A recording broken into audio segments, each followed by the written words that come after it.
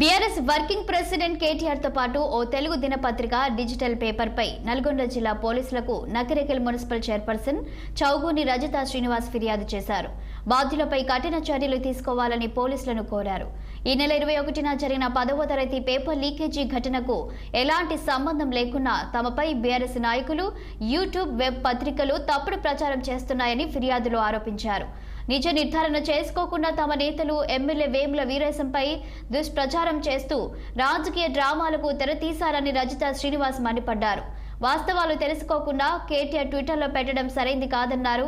తమ పరువు ప్రతిష్టలకు భంగం కలిగించిన వారిపై కోర్టులో దావా వేస్తామన్నారు. తమకు న్యాయం జరిగే వరకు ఎందాకైనా వెళ్తామని తెలిపారు.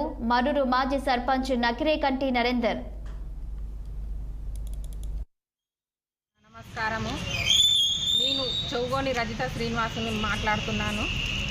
మొన్న జరిగిన 10th క్లాస్ ఎగ్జామ్ పరీక్ష పేపర్ లీకేజీ విషయంలో నాకు ఎలాంటి సంబంధం లేకున్నా కూడా నాపై తప్పుడు ఆరోపణలు చేసి టీవీ న్యూస్ ద్వారా సోషల్ మీడియా ద్వారా ఇలా తప్పుడు ప్రచారాలు చేస్తుర్రు. డ్రైవర్ అని అసలు మాకు ఆ డ్రైవర్ అనే వ్యక్తికి మాకు ఎలాంటి సంబంధము లేదు. అసలు 10th క్లాస్ ఎగ్జామ్స్లో తెలుగు పేపర్ లీకేజ్ గురించి 21వ తారీఖు నాడు జరిగినటువంటి పేపర్ లీకేజ్ను ఆ యొక్క నిందితులను అరెస్టు చేసి రిమాండ్ చేయడం జరిగింది.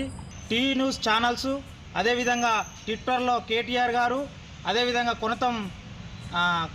కొనతం దిలీప్ గారు, క్రిషాంక్ గారు అవాస్తవమైన మా పోస్టులను పోస్టు చేసి మాపై బీఆర్ఎస్ పార్టీ దుష్ప్రచారం మొదలు పెట్టడం జరిగింది. ఎందుకంటే మేము గత గౌరవ శాసనసభ్యులైనటువంటి వేముల వీరేశం గారు అడుగుజాడల్లో నడుస్తున్నామని, మాకు ఎలాంటి సంబంధం లేకున్నా ఆ పోస్టుల ఆ యొక్క పేపరు లీకేజ్ని మాకు అంటగట్టి దుష్ప్రచారం చేసి మమ్మల్ని అవాస్పాలు చేయడం జరిగింది.